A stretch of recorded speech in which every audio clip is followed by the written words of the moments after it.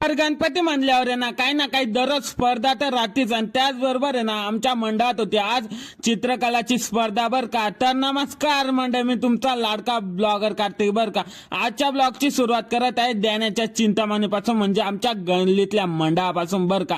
तर आहे ना पटापट आहे ना गणपतीची आरती करून आहे ना बाहेरची ना महादेवांच्या आरतीला आलतो बर का. तर आरतीचा माहोल तर तुम्ही बघूच शकतात, पण हा माहोल आहे ना काही दिवसांचा आहे बर का. आज आहे ना आपल्या लाडक्या बाप्पाचा आहे ना 9वा दिवस आहे बर का. मग ना पटापटा आरती तर करून घेतली, देवीची बी आणि गणपतीची बी आणि महादेवाची तिघे आरत्या होत्या बर का. ते बी आमच्या चौकात दररोज बर का. तर आरती करून ना डायरेक्ट सूत्रआंसोबत आलतो, म्हणजेच आपल्या ध्यानातल्या ना काही मूर्त्या ना पाहायच्या बाकी होत्या लाडक्या बाप्पाच्या. मग सगळ्यात पहिले ना आम्ही एकताची मूर्ती पाहिली बर का मंडळी. मग बोली बच्चांना करताय ना डायरेक्ट आहे ना रिक्षा स्टॉपकडच्या राजाचे ना दणक्यात दर्शन घेतलं आणि डायरेक्ट आलतो साई मराठा ग्रुपवर बर का. डेकोरेशन बी एकदम दणक्यात होतं आणि त्यासोबत ना बाप्पाची मूर्ती तर विचारूच नका, इतकी भारी होती बर का. तुम्हाला तर पाहिलं तर येवाच लागते.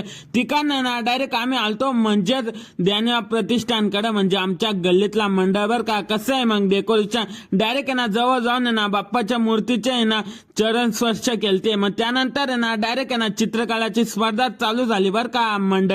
मग झालं असं होतं ना आमच्यातून लहान पोरं आहे ना चित्रकलाच्या स्पर्धाचा आहे ना फुल दणक्यात आनंद घेत होते. फक्त आम्ही ना त्यांचे आहे ना दलिंदरासारखे तोंड पाहत होतो बर का. का बरं आम्हाला चित्रच नाही येत.